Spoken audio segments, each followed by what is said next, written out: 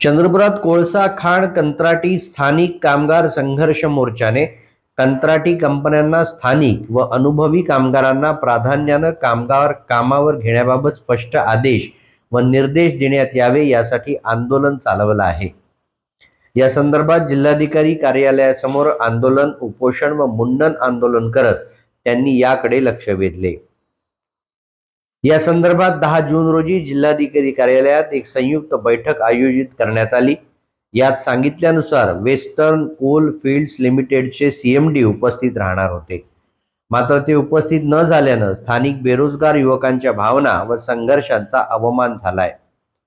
10 जूनच्या बैठकीत पुढील 10 दिवसात या संदर्भात नेमक्या उपाययोजना केल्या जातील असं आश्वासन देण्यात आलं आहे। अनेक कंत्राटी कंपन्यांकडून जाणीवपूर्वक व स्थानिक व अनुभवी कामगारांना डावलून परप्रांतीय कामगारांची मोठ्या प्रमाणावर भरती केली जात असल्याची गंभीर बाब समोर आली आहे। या संदर्भात काही ठिकाणांवरील रोजगार नोंदणी, वेतन देयक, कामगारांची उपस्थिती नोंदवही तसंच इतर संबंधित कागदपत्रांच्या स्वरूपातील पुरावे मोर्चानं पुढे ठेवले आहेत। या पुराव्यांवरून स्थानिक युवकांना रोजगाराच्या संधीपासून वंचित ठेवत परप्रांतीय कामगारांना प्राधान्य दिले जात असल्याचं मोर्चाचं मत आहे।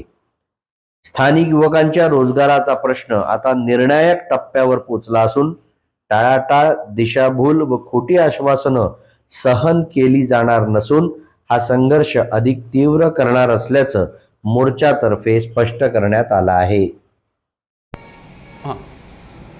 नमस्कार, माझं नाव रोशन राजाराम हरबडे। मी मागील 2 वर्षापासून माती व कोळसा उत्खनन करणाऱ्या कंपन्यांमध्ये स्थानिकांना प्राधान्य देण्याबाबत संघर्ष करत आहोत। आता 2दा उपोषण झाले। आता 10 तारखेला एक बैठक झाली आमची, त्यामध्ये सीएमडी साहेब बैठकीला हजर राहणार होते, परंतु काही कारणास्तव नाही राहिले।